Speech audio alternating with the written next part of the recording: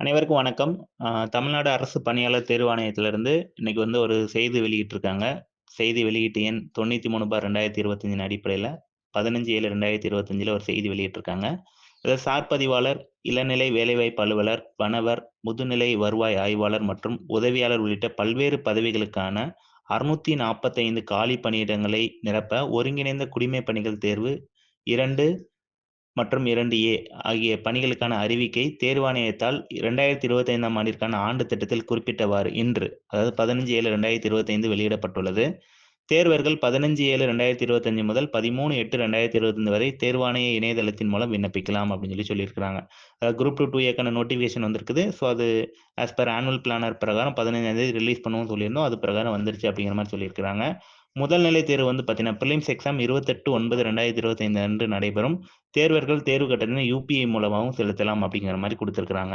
அடுத்து தொடர்ச்சியாக 13வது முறையாக தேர்வாணையத்தின் ஆண்டு திட்டத்தில் குறிப்பிடப்பட்டுள்ள தேதியில் தேர்விற்கான அறிவிப்பை தேர்வாணையத்தால் தவறாமல் வெளியிடப்பட்டிருக்கு அப்படிங்கிற மாதிரி சொல்லியிருக்காங்க. இப்போ பார்த்தீங்கன்னா தொடர்ந்து ஒரு ஆனுவல் பிளான்ல என்ன டேட் கொடுத்துருக்காங்களோ அந்தந்த டேட்ல நமக்கு நோட்டிஃபிகேஷன் வந்துருது. அது 13வது முறை அப்படிங்கிற மாதிரி சொல்லியிருக்கிறாங்க. தேர்வுகள் நலன் கருதி ஒருங்கிணைந்த குடிமைப் பணிகள் முதன்மை தேர்வு தொகுதி 2 பணிகளில் தேர்வு திட்டம் மாற்றியமைக்கப்பட்டுள்ளதுன்னு சொல்லியிருக்காங்க. அதாவது இப்போ இருக்கக்கூடிய அந்த மெயின்ஸ் எக்ஸாம் பார்த்தீங்கன்னா அதில் லாங்குவேஜ் பார்ட் எடுத்துட்டாங்க. ஸோ அதை மாற்றிருக்கிறோம் அப்படிங்கிற மாதிரி சொல்லியிருக்கிறாங்க. அடுத்து 2018 முதல் 2025 வரை உள்ள 8 ஆண்டுகளில் முதன்முறையாக தொடர்ச்சியாக அடுத்தடுத்த ஆண்டுகளில், அதாவது 2024 மற்றும் 25 ஒருங்கிணைந்த குடிமைப் பணிகள் தேர்வு 2 மற்றும் 2A பணிகளுக்கான அறிவிக்கை தேர்வாணையத்தால் வெளியிடப்பட்டிருக்குன்னு சொல்லியிருக்கிறாங்க. அதாவது ஒரு 8 ஆண்டுல தொடர்ச்சி அடுத்தடுத்த ஆண்டுல இப்பதான் வெளியிட்டிருக்கோம் அப்படிங்கிற மாதிரி சொல்லியிருக்கிறாங்க.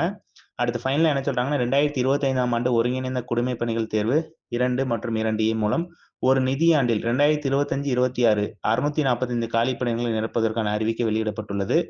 2025ஆம் ஆண்டு அறிவிக்கையில் வெளியிடப்பட்டுள்ள காலி பணியிடங்கள் எண்ணிக்கை தோராயமானதாகும் அப்படின்னு சொல்லியிருக்கிறாங்க.